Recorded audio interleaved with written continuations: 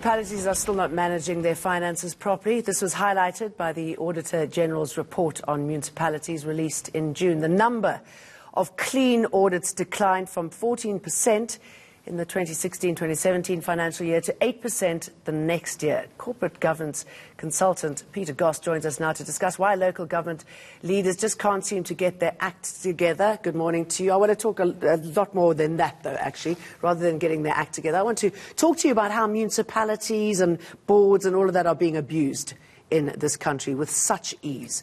Let's start off with municipalities. What's going on? What's going wrong there? The reporting we're getting from the Auditor-General, for me, I call symptomatic of the problem with municipalities. The fundamental issue in local government, where municipalities fit, in my opinion, is political interference. The governance structures are ill-defined, so politicians are quite influential and somewhat interfering with the activities of municipal managers and admin staff of municipalities. On the other hand, municipalities are also short of resources. As you know, over 40 of them are under administration. And that administration is caused by malfeasance and is also caused by this dearth in leadership.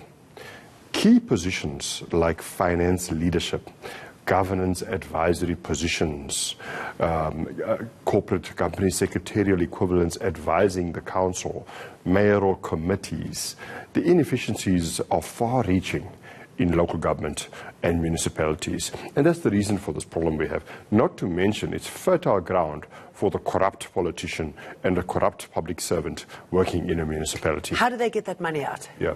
Oh, pretty easy to get money out. All you do is you contact Peter Goss and you say to him, do you want a contract? Yeah. And depending on his level of integrity, you mark up on the contract that he might potentially win. You make it sound like he's the only one who can do the work, and you filter through work to him and pay him in advance of even doing any work.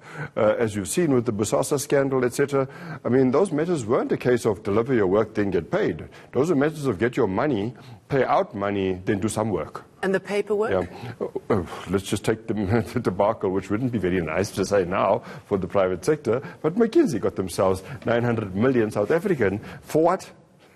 And the paperwork, they make the paperwork work. I did 100 million rand fraud at the Agri-BEE fund at the Land Bank a couple of years ago. It was 8 years ago. It ended up in court, and we jailed the CEO of the Land Bank, and we jailed Ruben Mohlaloga for 20 years at the Land Bank for creating fake farms and buying them under the auspices of the Agri-BEE fund.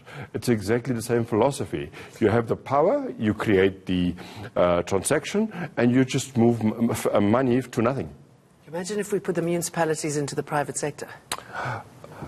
The private sector's got one thing that's good, and there's a certain rigor in the corporate governance model in the private sector. So while it might be agile, speedy, less bureaucratic, it has a focused rigor. It goes to the nub of the matter and says money doesn't leave if a contract is in place. Money doesn't leave if a project isn't clearly defined. Money doesn't leave if a due diligence hasn't been done. And money doesn't leave if we haven't got clearly negotiated deliverables between he who will pay us and us who will receive money. That's an ethical organization. Now, when it's unethical and you end up with a Busasa type situation, of course, then you're looking for money to leave no matter what you do or didn't do. And staggering how many people must be involved in making this happen. But let me ask you about how boards are being used. And I'm thinking Dudi Mieni, right? Okay, so she's, her credibility is at stake, obviously, with her time at South African Airways, and yet she's on the 4 boards. I'm not saying that there's anything wrong with those boards, but it just made me question how boards are used to get work done that shouldn't necessarily be done. You must differentiate between cronyism, is the word right? Cronyism and good governance. So cronies will always defend their cronies.